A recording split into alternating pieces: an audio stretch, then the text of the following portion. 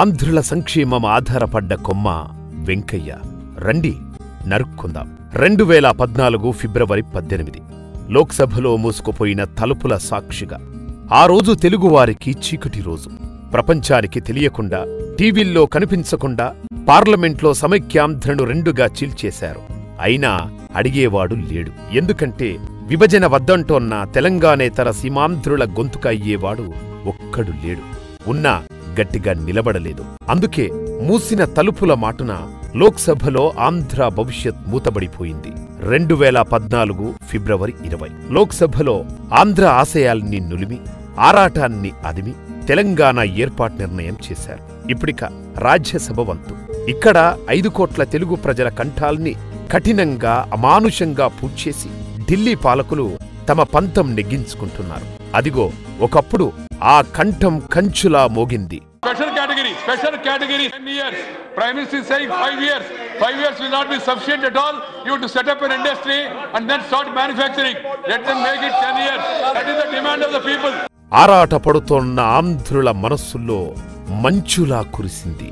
హైదరాబాదును తెలంగాణకి శాశ్వతంగా కట్టబెట్టి, కట్టుబట్టలతో ఆంధ్రోల్ని వెళ్లగొట్టి, జాతిని కబళించే కుట్రలు జరుగుతున్నప్పుడు ప్రత్యేక హోదా అని గర్జించింది ఎవరు? ఈ పెద్దాయనే.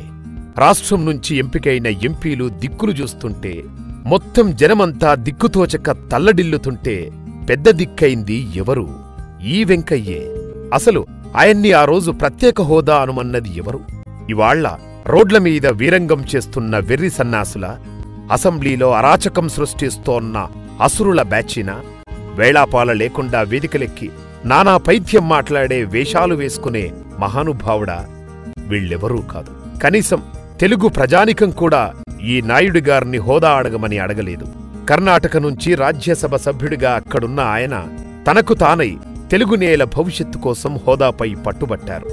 మాట్లాడటమే సాధ్యం కాని మౌనమోహన సింగు చేత మాట్లాడించి హోదాకు ఒప్పించాడు. అదే ఆయన చేసిన పాపమా, పాతకమా? హోదా అప్పుడడిగి ఇప్పుడు ఎందుకిప్పించలేకపోతున్నాడు? వెంకయ్యను ఇలా వెక్కిరించే వెర్రివాళ్లకు వారికి తగిన సమాధానం చెప్పే ముందు మనం కొన్ని సత్యాలు తెలుసుకోవాలి. సిగ్గు లేకుండా ఆయనేం చేశాడంటున్న ఏమీ చెయ్యలేని సన్యాసులకి వీటిని సమాధానంగా చెప్పగలిగాలి. మోదీ ప్రధానై తొలి క్యాబినెట్ కొలువుదీరింది. ఆయన్ని ఢిల్లీకి పంపిన గుజరాత్కు వరాల వర్షం కురియాలిగా. పోని 70 మంది ఎంపీల్ని ఇచ్చిన ఉత్తరప్రదేశ్కు నజరానాలు వెళ్లాలిగా. కాని మన పోలవరం ముంపు మండలాలు తెలంగాణ నుంచి ఆంధ్రాలో కలిశాయి. దీనికి కాషాయదళ అగ్రనేత వెంకయ్య కారణం కాదా? ఇవాళ హోదా హోదా అంటూ ఆహాకారాలు చేస్తున్న హౌలాలు ఆ నిర్ణయం చేయించారా? 10 ఏళ్ల కాంగ్రెస్ పాలనలో సమైక్య రాష్ట్రం కావలసినన్ని షాకులు తిన్నది. కాని రైతులు మాత్రం రాత్రుల్లో కరెంటు కోసం కాపలా కాస్తూ పాముకాట్లకు బలయ్యారు. షాకులే తప్ప కరెంటు లేని కాంగ్రెస్ పాలన నుంచి ఇవాళ 24 గంటల విద్యుత్ వెలుగులతో నవ్యాంధ్ర వెలిగిపోతోంది. దీనికి కారణం ఎన్డీఏ ప్రభుత్వం ఉచిత విద్యుత్ ఇచ్చిన తొలి 3 రాష్ట్రాల్లో ఏపీ ఒకటి కావటం. మరి ఆ విద్యుత్కి కారణం ఎవరు? దీపస్తంభం లాంటి ఈ తెలుగు తేజం కాదా? రండి ఇంకా తరిచి చూద్దాం. తాను ఎంపీ కావటానికి, కేంద్ర మంత్రి కావటానికి, దేనికి ఎప్పుడూ సహాయం చెయ్యని తెలుగు ఓటర్ల కోసం, కనీసం తన పార్టీని సమీప భవిష్యత్తులో అసెంబ్లీలో అధికారంలోకి తెస్తుందన్న ఆశ కూడా లేని రాష్ట్రం కోసం వెంకయ్య ఏం చేశాడో చూద్దాం. తనకు జన్మనిచ్చిన తల్లి కోసం ఆయన ఆంధ్ర పక్షపాతిగా తెలంగాణ వారి ముందు, ఢిల్లీ పెద్దల ముందు తప్పుడు ముద్ర పడుతూ కూడా ఏం చేశాడో లోతుగా చూద్దాం. విశాఖలో 57,000 కోట్లతో చమురుచుద్ది కేంద్రం ఏర్పాటుకు అంగీకారం లభించింది. అనంతపురంలో 6,000 కోట్ల మిసైల్ టెక్నాలజీ సంస్థ రాబోతుంది. కాకినాడలో 450 కోట్లతో మల్టీమోడల్ లాజిస్టిక్ పార్క్, అంతర్వేదిలో 15 కోట్లతో ట్రెడ్జింగ్ కార్పొరేషన్ సాకారం కాబోతున్నాయి. వీటి వల్ల ఎవరికి లాభం? ఉత్తరాంధ్ర నుంచి రాయలసీమ దాకా మొత్తం 13 జిల్లాల ఆంధ్రులకి ఇవి మేలు చేస్తాయి. అలా జరగాలని కోరుకోవటమే వెంకయ్య స్వార్థం, వెంకయ్య కుట్ర, వెంకయ్య చేతగానితనం. ఇంకా ఉన్నాయి. అనంతపురం, కర్నూల్లో సోలార్ పార్కుల ఏర్పాటు, తిరుపతి, విజయవాడ, విశాఖ ఎయిర్పోర్టుల అభివృద్ధి, విశాఖ, చెన్నై, బెంగళూరు చెన్నై కారిడార్లతో ఏపీకి భారీ లబ్ధి, వేలాది ఉద్యోగాల కల్పన. హడ్కో ద్వారా రాజధానికి 7,500 కోట్ల రుణం. కాకినాడ పుదుచ్చేరి మధ్య జల రవాణా ప్రాజెక్టు. నంద్యాల ఎర్రగుంట్ల రైలు మార్గాన్ని పూర్తి చేస్తామని రైల్వే మంత్రి చేత చెప్పించటం.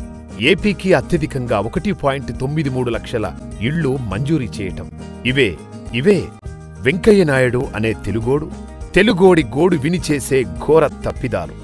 ఢిల్లీలో కూర్చొని సాధించిన పలికిమాలిన విజయాలు. అయినా జనానికి ఆరోగ్యం, ఆహారం, ఉద్యోగం, విద్య లాంటివి ఇచ్చే ప్రాజెక్టులు మాకెందుకు? హోదా ఇవ్వకపోతే పంచెలోడదీయటమే మనోళ్లకి తెలుసు. పంచు డైలాగులు చెప్పి పబ్బం గడుపుకోవటమే అలవాటు. ఎయిమ్స్, ఐఐటి, ట్రిబుల్-ఐటి ఇలా వెంకయ్య రాష్ట్రానికి తెచ్చిన ఎన్ని ప్రాజెక్టులైనా చెప్పండి, అవేవో చెవుల్లో దూదులు పెట్టుకుని నోటితో విమర్శలు మాత్రమే చేసే దద్దమ్మలకు వినిపించదు.